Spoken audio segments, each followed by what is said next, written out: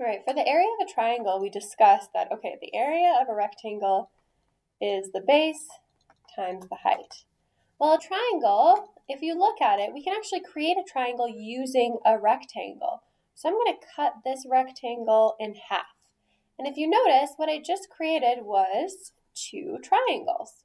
So the area of a triangle, okay, the area of a triangle is going to be the same thing. It's base times height, because that's the area of a rectangle. But if you notice, the triangle is only half of that full area of the rectangle. So we're going to divide it by 2. So that's actually going to be the formula for the area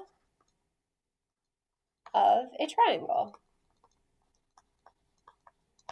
So then if we do an example just of what height means, and I look at, this weird triangle here, the height for this has to be the part straight from the bottom to the very top of the shape. If I draw a shape this way, all right, my height is straight from the bottom to the top. That would be my height. If I drew the shape a little bit weird, all right, so I draw it this way. There we go. There's my triangle. The height, is that height going to be from here to here? Well, no, because that doesn't represent the full height of the shape. So the height has to go from the bottom, from the very lowest point to the tallest point here. So we look at the lowest point, that's here, and we're going straight to the tallest point or the other end. So this right here, actually, this would be the height of this shape. So you can't actually draw the height inside the shape because it wouldn't work. You'd have to measure out the height on the outside of the shape. So now if I have a shape, let's say, here we have our triangle, and we have our,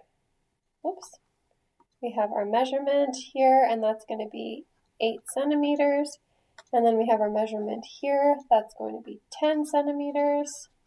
How would we calculate its area? Well, the area formula for a triangle is base times height divided by 2.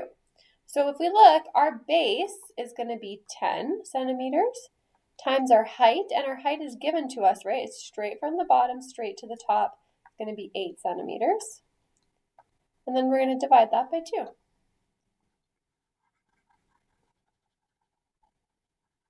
There we go. 10 times 8 is going to be 80, and 80 divided by 2 is going to give us 40. And then based on the number of units we used centimeters, so it's going to be 40 centimeters, and it's an area, so it's squared. And that would be our final answer.